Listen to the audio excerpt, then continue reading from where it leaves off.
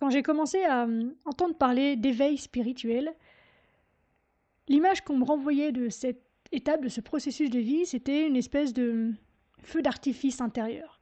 Une sorte de point culminant, la fin de la galère, le moment où tout allait enfin prendre sens. Je me voyais déjà flotter à 2 mètres du sol avec des étoiles dans les yeux, en connexion permanente avec l'univers. Un genre de spa céleste pour l'âme. Doux, léger, inspirant, plein de bulles de sagesse, de lumière et de paix. Spoiler, c'est pas du tout ce que j'ai vécu. Personnellement, ce que j'ai vécu, c'est un putain de trou noir. Une extinction, un genre de grand vide lucide, à la fois clair, tranchant, brut, et franchement, tu me pardonneras ma vulgarité, mais ça m'a fait chier. Et en voguant un peu sur la toile, je n'ai trouvé que très peu de contenu qui parle de ça, qui rétablit la vérité de ce qu'est un éveil spirituel ou non, un éveil en tout cas. Alors aujourd'hui, j'ai envie de te partager ce que je vis, mon regard en fait sur ce processus, sur cette étape, à ma manière. Aujourd'hui, ma posture, c'est pas celle d'une enseignante, c'est pas celle d'une guide non plus, simplement celle d'une humaine qui a cru marcher sur le chemin de l'éveil à la lumière et qui s'est retrouvée à poil dans le noir. Avant d'entrer dans le vif du sujet, je te propose un léger rappel, histoire qu'en fait on parle tous et toutes de la même chose. C'est de bien faire la différence entre l'éveil spirituel et une prise de conscience. L'éveil, c'est pas un concept à la mode ou un hashtag à coller sur des photos de pleine lune. C'est une bascule radicale, une chute libre dans ce que tu as toujours évité. Donc, comme je te le disais juste avant de démarrer, une mise au point s'impose, histoire qu'on parle bien de la même chose. L'éveil, c'est pas juste une prise de conscience. La prise de conscience, c'est un éclair dans la nuit. Tu comprends un truc, tu vois un schéma, tu mets le doigt sur une blessure. Ça peut être puissant, bien sûr, libérateur, transformateur même, mais ça reste mental quelque part. L'éveil, lui, c'est pas un point de lumière, c'est le basculement de toute ta perception. C'est pas comprendre la vie, c'est devenir la vie. Ce n'est pas cocher des cases de développement personnel, c'est s'effondrer dans une évidence nue, totale, souvent inconfortable. Bref, l'éveil, c'est pas mental, c'est organique, cellulaire, existentiel. C'est la mort des repères, des identités, des illusions de contrôle. Tu peux avoir 1000 prises de conscience sans jamais t'éveiller. Mais quand l'éveil a lieu, c'est comme si toutes les prises de conscience précédentes devenaient secondaires. Parce que tu ne cherches plus à comprendre. Tu es. Tu habites ce que tu es sans chercher à l'améliorer. Donc finalement, l'éveil, c'est pas ajouter de la lumière, c'est reconnaître qu'il n'y a jamais eu ni ombre ni lumière, juste un regard qui croyait à la séparation. Maintenant que ça c'est plus clair pour toi et moi, je te propose qu'on entre dans le vif du sujet. J'ai envie de te retracer en fait cette expérience en 7 points, c'est ça, je regarde mes notes, 7 points pour te permettre de poser un autre regard sur ce qu'est le processus d'éveil de conscience, d'éveil spirituel. Je vais être honnête, avant de le vivre, comme je te l'ai dit en introduction, je voyais l'éveil comme une sorte d'aboutissement, une récompense ultime après des années de souffrance, d'introspection, de shadow work, de dépouillement volontaire. Une sorte de fanfare cosmique, une explosion de lumière intérieure. Je m'attendais à ce que la paix m'envahisse d'un coup, que tout devienne limpide, euh, léger, que je ressente un amour inconditionnel pour l'univers, les autres, les pigeons sur mon balcon, une extase mystique permanente, un mode Dieu activé quelque part, un bouton on vers la complétude.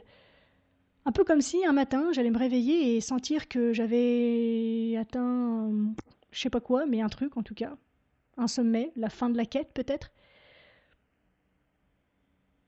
Tu sais, cette idée qu'on traîne comme une promesse secrète qu'un jour tout fera sens, que la douleur se calmera, que le cœur s'ouvrira pour de bon, qu'on aura enfin accès à une sagesse stable, constante, enveloppante, que la lutte s'éteindra et qu'on pourra souffler pour de vrai. Je croyais que ça ressemblerait à un orgasme de conscience, un feu d'artifice subtil, des frissons partout dans la colonne, le troisième œil qui clignote, des réponses à mes pourquoi, une rencontre avec Dieu, le divin, peu importe le nom qu'on lui donne. Et au moins un sens, putain, un sens. Et bon sang, bon Dieu, tiens, puisqu'on en parle, c'était naïf, mais profondément humain. Parce que quand t'as passé ta vie à te débattre, bah t'as envie que ça mène à quelque chose. T'as envie que la traversée ait un bout, un bord, un rivage. T'as envie que ça veuille dire quelque chose, que ça paie. Même intérieurement, surtout intérieurement en fait. Et puis, il y a eu le vide. Mais pas un vide noir et inquiétant comme dans les films. Pas un gouffre terrifiant, non. Un vide clair, un vide net, tranchant, comme si tout avait été lavé, comme si quelqu'un avait tout effacé en moi, d'un coup, les histoires, les attaches, les quêtes, les questions, même l'idée de moi, en fait. J'étais là et j'étais personne. Et c'est mon premier point. C'est le paradoxe du vide. J'étais personne. J'avais beau être là, pleine de moi. J'étais vide, j'étais personne. Pas un être lumineux, pas une âme vibrante, pas une prêtresse connectée à la source, juste personne. Présente, oui, mais sans personnage, sans identité, sans narration, sans costume, sans direction. Et tu sais quoi? Bah ça m'a pas fait plaisir. Pas du tout. Ça m'a pas soulagé non plus. Ça m'a pas fait danser nue sous la lune en criant «Je suis une avec le tout!». En fait, en toute honnêteté, ça m'a dégoûtée. Ça m'a vidée. Ça m'a éteinte. Et c'est là que j'ai compris que l'éveil, celui qu'on nous vend depuis des millénaires, bah, c'est pas un sommet. C'est pas une montée, c'est en fait une chute. Une chute verticale, intérieure, un effondrement silencieux et en même temps une lucidité brutale, glaciale. Tu tombes, mais tu vois. Tu tombes, mais t'es consciente. Et ça, dans mes perceptions en tout cas, bah c'est pire. Parce que t'as même pas l'excuse de l'inconscience pour fuir. T'es là, dans le néant, et tu vois tout, clair, net, cru, et tu ne peux absolument rien faire. Tu peux pas y échapper, tu peux pas le refermer. T'es dedans en fait, c'est trop tard. L'éveil, pour moi, ça n'a pas été un orgasme mystique comme attendu, ça a été une extinction lente, une fatigue cosmique, une lassitude sacrée, une perte totale de goût. Mais une perte de goût qui, bizarrement, laisse un arrière-goût de paix. Une paix qui pique, une paix nue, autant à poil que moi, sans chaleur, mais indéniable. Et tu sais quoi? Dans cette expérience, bah, c'est peut-être ça le plus dur, c'est que t'as plus rien. Mais tu peux pas dire que t'es mal. T'es pas bien non plus, t'es là, juste là, sans décor, sans supplément, sans drame, mais sans extase. Et ça, c'est dérangeant parce que notre système nerveux ne sait pas quoi faire de ce vide. Il veut du plus ou du moins, il veut une tension, un projet, un bordel à gérer, une douleur à soigner, une lumière à chercher. Mais là, il n'y a rien à faire, rien à atteindre, rien à réparer, rien à espérer, et ce rien, il est tellement vivant. Il te regarde, il te prend dans ses bras sans te réchauffer, il t'éteint sans t'écraser, il te laisse là. Et c'est là que commence l'histoire que personne ne raconte. Mon deuxième point, c'est ce que je vais appeler le mythe de l'illumination. On nous vend l'illumination comme le Graal, comme une destination finale, une ligne d'arrivée spirituelle. Le moment où tous les problèmes s'évanouissent, où l'ego meurt une bonne fois pour toutes, et où tu deviens une sorte de moine rieur, détaché, serein, flottant dans la lumière, un peu au-dessus des autres, mais toujours accessible bien sûr. Éveillé mais humble, lumineux mais discret. Parfait quoi en fait. Mais ça, c'est un mythe, c'est un putain de mirage. Parce qu'en vérité, l'illumination telle qu'on la fantasme est une projection de notre ego qui rêve de ne plus souffrir. C'est l'ultime stratégie du mental, s'inventer un futur état stable où rien ne viendrait plus le déranger, où il serait enfin tranquille, protégé et hors d'atteinte. Et ça, c'est profondément ironique parce que l'éveil réel, s'il existe, est tout sauf une assurance tout risque. Il ne te protège pas de la vie, il ne t'immunise pas contre la douleur, il ne t'évite pas les bourrasques, les doutes, les merdes humaines, il te rend juste particulièrement lucide. Et cette lucidité, elle n'est pas toujours douce, parce qu'elle est honnête, elle est nue, elle est complète. Elle est donc brutale parfois, parce qu'elle voit tout. Sans filtre, elle ne nie absolument rien, elle ne maquille rien. Elle n'a plus besoin de raconter des histoires pour rendre les choses tolérables. Le mythe de l'illumination, c'est aussi le mythe de la disparition de la dualité. Comme si un jour tu atteignais un tel niveau de conscience que tu serais au-dessus de la polarité, au-dessus du bien et du mal, au-dessus de la forme et du chaos, un peu comme si tu flottais dans une extase perpétuelle. Mais la non-dualité, la vraie, selon moi, c'est pas une extase continue, c'est pas un état, c'est une reconnaissance, un regard, un effondrement des catégories mentales. Ce n'est pas choisir la lumière, c'est voir que la lumière et l'ombre sont une seule et même danse. Et ça, c'est pas toujours agréable, parce que ça veut dire que tu dois renoncer à ton besoin de contrôler, même à ton besoin de maîtriser, dont personnellement je parle souvent, à ton besoin de savoir aussi, à ton besoin de sens clair, à ton besoin que les choses soient prévisibles, logiques, ordonnées.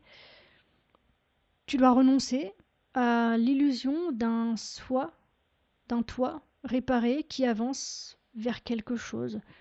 Et c'est là que ça pique, que c'est douloureux, parce qu'on a été nourri à ça, à l'idée d'un chemin, d'un progrès, d'un devenir, d'une transformation. On nous a vendu au développement personnel comme à une religion moderne avec ses rituels, ses pratiques, ses dogmes. Et au sommet de tout ça, on a mis l'illumination. Un peu comme une sorte de promotion spirituelle, un statut, une légitimité, un diplôme invisible. Et ça, à mes yeux, c'est dangereux. Parce que ça crée de la comparaison, à nouveau, de la culpabilité, une pression constante pour faire mieux, être plus consciente, plus alignée, plus dans la lumière. Mais la lumière, elle n'est pas un but, elle est déjà là. Elle traverse tout, même ce que tu veux rejeter, même ce que tu crois indigne, même tes pires pensées, tes pires choix. Le mythe de l'illumination, il fait croire que certaines parts de toi doivent être éradiquées, qu'il faut éliminer l'ego, par exemple, supprimer le mental, tuer le personnage. Mais tout ça, à mon sens, encore une fois, c'est faux, c'est absolument faux. Ce qu'on appelle ego, mental, personnage, tout ça, ce sont juste des formes temporaires, des stratégies de survie, des manières d'exister dans un monde polarisé. Et elles méritent d'être vues, d'être accueillies, pas exterminées. Le vrai éveil, entre guillemets, c'est pas la mort de l'ego, c'est la fin de la guerre contre lui. C'est quand tu n'as plus besoin qu'il disparaisse pour être en paix. C'est quand tu n'es plus dupe de ces histoires, mais que tu peux l'aimer quand même. Le prendre dans tes bras, le laisser exister sans t'y accrocher.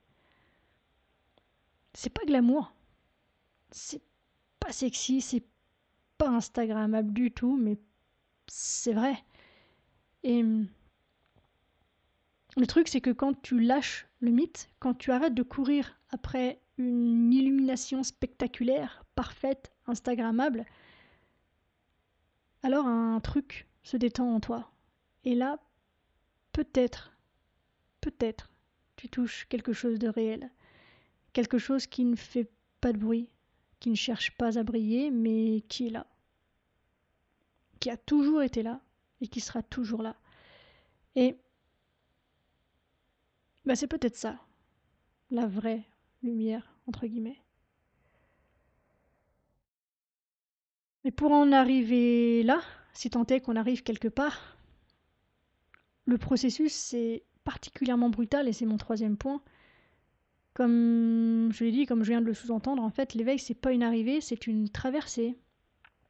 Et c'est précisément là que ça devient brutal. Parce que tout ce qui faisait toi s'effondre. Mais pas d'un coup, non, ce serait trop facile. Par couche.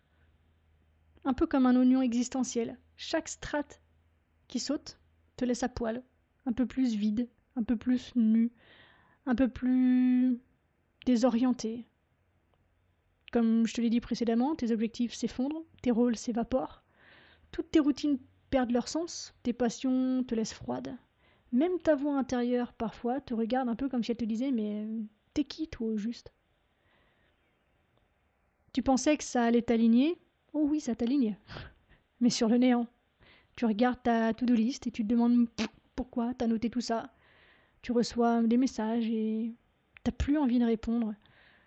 Tu vois des gens rire et t'as même pas envie de sourire. T'es là, présente, mais débranchée. Pas triste, hein? Pas en crise. Juste éteinte. Et le plus violent ici, c'est que tu te rends compte que justement l'ego ne disparaît pas. Pas du tout même en fait. Il perd juste ses béquilles, ses costumes, ses appuis. Et là, tu découvres la merde dans laquelle il était ancré. Pas parce qu'il était mauvais, bien sûr que non, mais parce qu'il s'accrochait à tout ce qui pouvait lui donner une forme. Et sans ses repères, il panique, il hurle, il râle, il supplie, il s'agite dans ce vide. Et toi, t'es là, dans cette pièce vide, face à ce que tu n'as jamais osé regarder en face. Et donc évidemment, c'est pas glorieux, c'est pas lumineux, c'est pas noble, au contraire, c'est crade, c'est viscéral, c'est humiliant parfois, c'est un dépouillement sans fin, comme si chaque jour on t'arrachait un peu plus de peau. Et à force d'être à vif, tu finis par sentir, on sait pas trop quoi, mais autre chose en tout cas.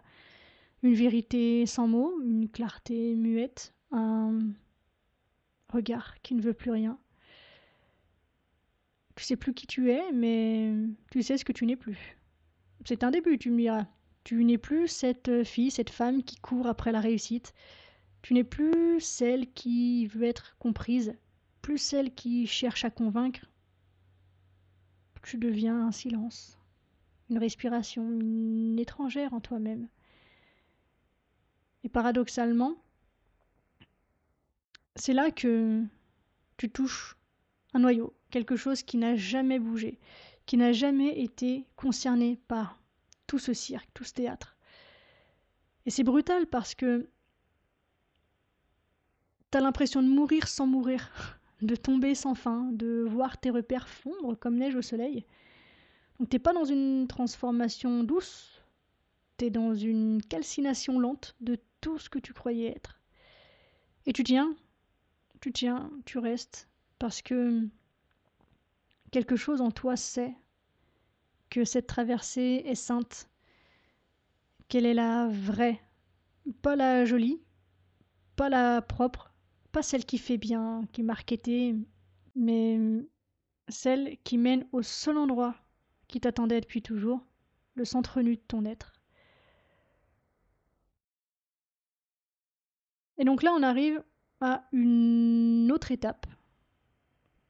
Et c'est mon point prochain, j'ai perdu le compte, je crois que c'est le 4e. C'est le piège de l'illusion. Je m'autorise une légère parenthèse ici. Quand je parle d'étape, il ne s'agit pas d'un chemin à suivre où l'éveil spirituel serait étape 1, ce que je t'ai dit, étape 2, ce que je t'ai dit, étape 3, ce que je t'ai dit. Absolument pas du tout. C'est moi qui ai structuré mon contenu, mon message aujourd'hui comme ça, mais il ne s'agit pas de te dire « Ah bah là, je viens de sortir de l'illusion du mythe de l'illumination, donc maintenant je vais plonger dans le piège de l'illusion. » Pas du tout. Chaque chemin reste unique, mais je pense qu'on peut trouver des points communs, et mon but aujourd'hui, c'était vraiment de mettre en lumière Euh, cette partie de l'expérience qu'en fait très peu de gens osent exprimer. Je ferme ma parenthèse pour rentrer donc dans notre a priori 4e point qui est donc le piège de l'illusion. Puisqu'il y a cette phase bien connue des éveillés en herbe, c'est ce moment où tu réalises qu'en fait, tout est illusion. Et là, t'as envie de tout lâcher. Le monde, foutu. Les gens, illusoire. L'argent, les mails, pitié. Mais ce que je comprends, c'est que ça, c'est pas du détachement. À mes yeux, c'est une fuite, une forme de déconnexion. Comme une colère froide qui dit si c'est pas vrai, alors à quoi bon, à quoi ça sert? Selon moi, le vrai détachement, il est beaucoup plus subtil. Il dit pas fuck tout le monde, il dit je suis là, mais libre. Et je me souviens avoir voulu, et ça vient me chercher encore parfois, souvent même pour être honnête, avoir voulu donc couper tous mes réseaux, brûler tous mes carnets, m'enfuir dans une forêt. Mais dans ces moments-là, j'étais pas en paix, j'étais en rupture, en rejet, en lutte déguisée. Et c'est pas parce que tu vois l'illusion finalement que tu es libre. Tu es libre quand tu peux la regarder sans t'y perdre et continuer à marcher même sans y croire. Juste parce que tu es là. Et cette subtilité, elle est vicieuse parce que l'illusion, une fois que tu l'as vue, elle te dégoûte un peu. Ou elle te tente. Elle veut t'avaler ou tu veux la rejeter. Et dans les deux cas, t'es piégé. Parce que, à nouveau, t'as mis ton centre hors de toi. Croire que tu t'en fous de tout, que tu t'es élevé au-dessus, c'est souvent juste une manière élégante de dire j'ai mal, j'en peux plus, j'ai besoin d'une putain de pause. Et la spiritualité devient une fuite dorée, un costume chic pour une fatigue profonde. Mais à nouveau, le vrai détachement, c'est pas une indifférence hautaine, c'est une lucidité tendre, une forme d'amour impassible, de regard clair. Tu vois les jeux, tu vois les pièges, tu vois les masques, mais tu réagis plus, tu joues plus, tu souris et tu restes là. Tu restes là même quand c'est absurde, tu réponds aux mails, tu payes ton loyer, tu fais tes courses, pas parce que tu crois encore au jeu, mais parce que t'es incarné, présente, et que dans cette incarnation, y a pas besoin de croire pour agir, juste d'être. Et c'est ça le vrai twist, le retournement, le moment où tu traverses la tentation de tout larguer, où tu fais la paix avec le monde, non pas parce qu'il est vrai ou juste ou merveilleux, mais parce que tu n'as plus besoin qu'il le soit. Tu deviens un fantôme tranquille qui traverse la pièce sans faire de bruit. Tu joues le jeu, mais tu sais que c'est un jeu, et tu n'as donc plus besoin de gagner. T'as même plus besoin de quitter la partie. T'es juste là, paisible, détendu et libre. Et je t'assure que ça, cette fois, c'est pas une fuite, bien au contraire, c'est la fin de toutes les fuites. Mais c'est pas encore fini, bien sûr, puisque ensuite vient mon 5e point, qui est la phase de l'entre-deux. Et tu vas rire parce que, à mes yeux, c'est peut-être la plus chiante. Donc jusque-là, c'est une balade de santé, et là on arrive dans le dur du trajet. C'est la plus chiante parce que t'es ni là ni ailleurs. Tu planes pas, tu vis pas non plus vraiment, t'es entre quoi. T'as le cul entre deux chaises littéralement. Il n'y a plus personne à impressionner, plus d'envie de poster des stories inspirantes, plus de feu sacré, t'es dans le gris, le silence, l'arrêt. Et ce silence, il n'est pas toujours tout doux. Il peut au contraire être parfois particulièrement glacial.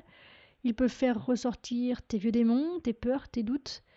Et ton ego, lui, qui est donc toujours là, bah il hurle. Il hurle, mais tu perds ton temps, bouge-toi, crée, brille, qu'est-ce que tu fous, avance. Mais ton âme, elle chuchote. Et faut vraiment tendre l'oreille pour entendre. Jusqu'au jour où, nouvelle parenthèse, on se rend compte qu'il n'y a ni âme ni soi, qu'il n'y a qu'un. Et donc, l'idée de l'âme est encore une idée de séparation. Je vais faire ma parenthèse, ce sera peut-être pour un autre podcast. Dis-moi en commentaire si ça t'intéresse. Mais donc, on en était à l'idée que ton ego hurle pendant que ton âme chuchote, et qu'il faut vraiment tendre l'oreille pour l'entendre. Et donc, en fait, cet instant-là, c'est l'espace où tu redeviens une page blanche, où t'écris plus pour te montrer, où t'agis plus pour prouver, juste existes. C'est tout. Et parfois, justement parce qu'on est dans cette incarnation, donc avec notre ego, ben c'est terriblement inconfortable, parce que personne ne te donne de médaille pour ça. Tu fais rien de visible, t'es juste là, à ne pas savoir quoi faire, ni qui tu es. T'es dans une sorte d'hiver intérieur qui est très long, qui est tout nu, et qui est bien silencieux. Tu te lèves le matin et t'as pas envie. Pas envie de créer, pas envie de ranger, pas envie de partager, même pas envie de réfléchir. Et ça, c'est dur à accepter quand t'as toujours été dans le faire, quand t'as toujours cherché à servir, aider, briller, transmettre. C'est comme si toutes les couches se barraient, une par une, tes croyances, tes ambitions, tes routines, ton image, tout fond. Et au milieu, toi, toute nue, à regarder ton reflet sans savoir si t'aimes ce que tu vois. Pas parce qu'il est moche ou beau, mais parce que finalement il est inconnu. T'as plus tes repères habituels, ni intérieurs ni extérieurs, tu doutes de tout, même de ce que t'as déjà traversé, même de tes élans les plus profonds. Tu te demandes si t'as pas rêvé, si t'as pas tout inventé. Et enfin, quand même, un petit peu, c'est là que ça devient beau en fait. Parce que dans ce doute, tu te rends compte que ce que tu cherchais à être, à incarner, c'était peut-être encore un rôle. Et là, bah encore une fois, tu tombes, pas dans le vide, dans toi. T'apprends à être sans pourquoi, à respirer sans mission, à aimer sans but. C'est radical, c'est tendre, et c'est déroutant. Parfois, tu crois même que t'as régressé, que t'as perdu ta magie, que t'as trahi ta mission, que t'as raté le coche. Mais non, pas du tout, t'es juste en train de te désidentifier. De tout, même de ta version éveillée, même de ta spiritualité bien ficelée. Et c'est là que le slow coaching que j'ai créé devient précieux, parce qu'il t'apprend à rester dans ce non-savoir, à ne pas précipiter la sortie, à ne pas chercher à re-remplir. Il t'offre cet espace où rien n'est à faire, rien n'est à réussir, juste être. Et ça demande un courage fou dans un monde qui valorise le mouvement. Alors petit à petit, tu fais confiance, même quand t'as pas foi. Tu respires, tu pleures, tu marches, tu regardes les arbres, tu t'assois, tu dis non à l'agitation, même quand tout ton corps crie, fais quelque chose. Parce que tu sais quelque part que ce rien est vivant, qu'il est plein et qu'il prépare le terrain. Et un jour, sans prévenir, tu sens un élan. Pas une obligation, pas une injonction, pas un conditionnement, un élan. Quelque chose qui part du ventre des tripes, du cœur. Et là tu sais, ça y est. T'as pas attendu que ça revienne, t'as pas provoqué, t'as tenu. Et maintenant ça revient. Différent, plus doux, plus vrai. Et on peut donc à partir de là glisser dans mon point suivant, qui est l'idée de sortir de la religion de la lumière. Comme je l'ai redit déjà plusieurs fois dans cet épisode, on nous a vendu l'éveil comme un ascenseur vers un 5D avec des archanges et des vibrations arc-en-ciel. Mais l'éveil, je pense que tu commences à le percevoir, c'est pas ça. C'est pas un délire de lumière blanche et de gratitude sucrée. C'est apprendre à aimer la boue, le froid, le manque, la colère, la peur, le dégoût, tout ce que tu as voulu fuir en fait sous prétexte de positivité. Mais en ce qui me concerne, dans le point de vue qui est le mien aujourd'hui, à cet instant, je suis pas venue pour danser avec des licornes. Je suis venue pour danser avec mes ombres, les prendre dans mes bras et leur offrir la lumière de ma présence. Et donc ici, à ce stade, le shadow work, c'est pas une option. C'est la base.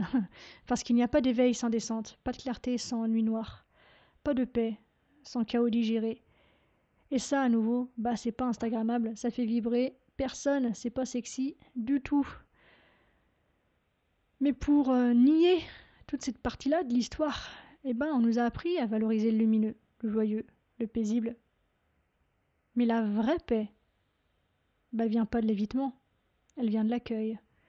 L'accueil radical de ce qui est, même quand c'est sale, même quand ça pue, même quand ça hurle ou que ça fait honte. Sortir de la religion de la lumière, c'est arrêter de croire que le bien est au-dessus et que le mal est en bas. C'est sortir de la hiérarchie entre les émotions. C'est arrêter de classer l'expérience. Tu veux t'éveiller? Descends. Va dans les coins sombres. Va là où tu trembles, là où tu juges, là où tu résistes encore. C'est là que t'attends la vraie lumière. Celle qui éclaire sans brûler, celle qui réchauffe sans aveugler, celle qui émane de toi parce que tu as traversé l'obscur. La gratitude n'a pas de valeur si elle sert à recouvrir la rage. Le pardon n'a pas de sens s'il est un déguisement pour la honte. Le sourire est une fuite s'il masque la peur. Tant qu'on utilise la lumière comme un couvercle, on s'éloigne de cette vérité qu'on dit chercher. Et tu sais quoi, c'est pas grave si t'es pas lumineuse, si t'es pas toujours dans la joie, l'amour, la paix, l'ouverture. Ce sont des états, pas des obligations. Ce sont des passages temporaires, pas des habitations. Ton humanité n'est pas une erreur. Ton humanité n'est pas à dépasser. Elle est justement ce chemin sur lequel tu cherches à avancer. Le slow coaching, c'est ça justement. C'est pas t'aider à vibrer plus haut, c'est t'inviter à t'enraciner plus profond et arrêter de fuir ton vécu sous prétexte de conscience, à incarner l'unité, pas la perfection. Parce que l'unité, c'est pas une ligne droite vers le haut, c'est une spirale, une descente et une remontée, une chute et une embrassade. C'est la main que tu tends à ta propre boue en disant « Toi aussi, tu fais partie de moi. Toi aussi, tu es. » Je crois que c'est ça, la révolution intérieure. Pas une lumière flashy, mais une clarté intime. Un feu doux qui dit « Je n'ai plus peur des ombres. Je ne leur obéis plus, mais je ne les fuis pas non plus. Je les écoute. Et ensemble, on marche. » Et je peux t'assurer que bien que ça a été douloureux jusque-là, c'est 1000 fois plus beau qu'un poste spirituel en police dorée avec des ailes d'ange.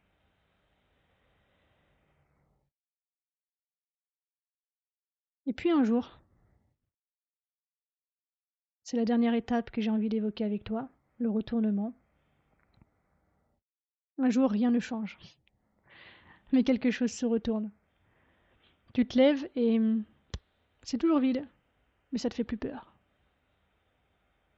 Tu respires et t'as pas de plan, mais t'es là. Tu crées, non pour te retrouver, mais juste parce que ça te traverse. Tu fais les choses sans feu d'artifice, sans vision board, sans mantra du matin. C'est doux, c'est lent, c'est naturel en fait. T'es plus dans la quête, t'es dans l'accueil, l'instant, l'espace, la respiration. Et tu te rends compte que t'as jamais été aussi proche de toi, de la vie, de tout ce qui est, y compris de la boue. Pas parce que t'as atteint un foutu sommet, mais parce que t'as arrêté de grimper. Et Ce retournement-là, bah tu le devines, il n'est pas spectaculaire. Il fait pas de bruit. Il s'annonce pas avec des trompettes célestes. Il se glisse en toi comme une évidence tranquille. Il n'a rien d'un miracle, c'est juste que tu t'es arrêté de courir. C'est pas une illumination donc qui t'explose la tête et qui ouvre une porte de lumière en direction du ciel. C'est juste un glissement subtil que tu sens à peine, comme si ton être tout entier murmurait « Eh, si c'était déjà là ?» Tu réalises que t'as plus besoin de convaincre, t'as plus besoin de te réparer, t'as même plus besoin d'évoluer, parce qu'en fait, t'as jamais été séparé. Donc tout se fait, sans que t'aies besoin d'agir, sans que t'aies besoin d'intervenir, sans que t'aies besoin de faire autre chose justement que d'être. T'étais juste en train de chercher quelque chose que tu portais déjà, comme une femme qui fouille toute sa maison en panique pour retrouver ses lunettes alors qu'elles sont posées sur sa tête. T'es là, en fait, et c'est suffisant. Tu peux pleurer sans te demander ce que tu dois libérer, rire sans te demander quelle vibration tu émanes, être triste sans te dire que t'as rechuté, danser sans raison, te taire sans honte, ne rien faire et t'en foutre. Tu découvres en fait la joie simple de respirer sans but, de marcher sans direction et de vivre sans justification. Et dans cet espace, tu retrouves l'essentiel, la présence, l'intimité avec toi, l'intimité avec tout, ce qui est là, ici, maintenant, brut, nu, complet, entier. Tu n'es plus dans le faire pour devenir, tu es dans l'être qui accueille. Tu n'as plus besoin que ça serve à quelque chose. Tu es libre, non parce que tu possèdes une vérité, mais parce que tu as abandonné le besoin de savoir. Tu ressens la paix, mais pas la paix de la victoire, la paix de l'abandon.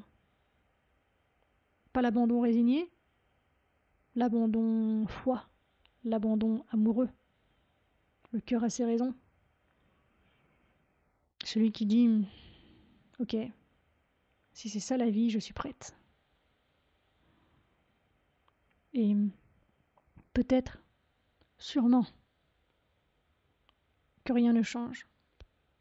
Le monde est toujours bancal. Tes blessures sont là, les factures aussi, mais il y a une légèreté, une clarté, un silence sous-jacent, comme un espace entre chaque chose où tu peux enfin respirer. Et c'est dans ce silence que tu découvres la véritable spiritualité, celle qui ne cherche plus à t'élever, mais à t'habiter, celle qui ne veut plus t'emmener ailleurs, mais te ramener ici, celle qui ne fait pas de toi une déesse, mais une femme qui marche, qui sent, qui aime, qui vit.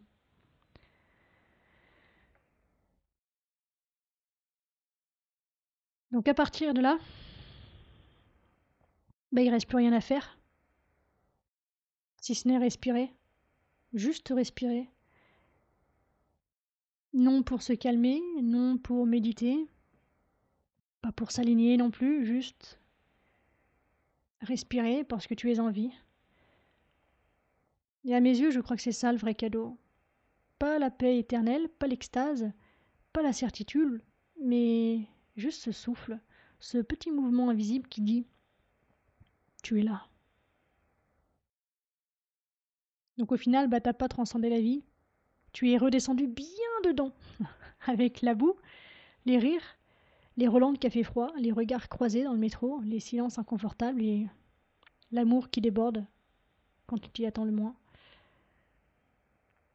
C'est plus une quête, c'est plus une urgence, c'est plus une direction, c'est une danse, parfois lente, parfois saccadée, parfois absurde même, mais toujours incarnée. T'as plus besoin d'avoir raison, plus besoin de convaincre, plus besoin d'être exceptionnel. Tu es. Et c'est vaste, infiniment vaste. Le souffle de la vie, le chi, c'est pas un concept. C'est ce qui t'a toujours porté. Même quand tu doutais, même quand tu fuyais, même quand tu cherchais à être autre chose que ce que tu es. Il a toujours été là, fidèle, patient, loyal, présent. Et maintenant que tu l'entends, maintenant que tu le sens, t'as plus besoin d'un mode d'emploi. Tu peux te lever chaque matin sans mission, t'habiller sans rôle, aimer sans condition, te tromper sans drame, recommencer sans honte. Et donc c'est peut-être ça l'éveil. Pas une lumière au bout du tunnel, mais un battement régulier dans ta poitrine. Un oui silencieux à chaque instant. Un amour tranquille pour ce qui est. Tu n'as rien atteint, mais tu t'es retrouvé. Et dans cette rencontre, il n'y a pas de point final. Il y a seulement un espace ouvert, un pas après l'autre, un souffle après l'autre. C'est là que la vie commence vraiment. Quand il n'y a plus rien à atteindre. Quand tu respires et que ça suffit. On arrive déjà à la fin de cet épisode, merci du fond du cœur de l'avoir écouté jusqu'au bout. J'espère qu'il t'a plu, si c'est le cas, n'hésite pas à me le faire savoir et à m'encourager en mettant 5 étoiles et un commentaire sur ta plateforme d'écoute. Les témoignages et les interactions, ça m'aide simplement à rendre le podcast visible et donc disponible à un plus grand nombre de personnes. Ça ne te coûte rien et c'est vraiment super important pour moi, donc merci infiniment pour ta contribution. Sache que si tu as envie d'aller plus loin sur les notions que j'aborde dans ce podcast, je propose des accompagnements de coaching, donc si cette voix t'appelle, sens-toi libre de me contacter, t'as tout ce qu'il faut pour ça dans la description, et nous verrons ensemble ce qu'il est possible d'accomplir. Voilà, on se retrouve très vite dans un nouvel épisode, d'ici là, prends soin de toi, sois reconnaissant envers la vie, et surtout n'oublie jamais que tu es la personne la plus importante de ta vie, et que de ce fait, tu mérites ce qu'il y a de meilleur. Je nous aime. À la revoyure.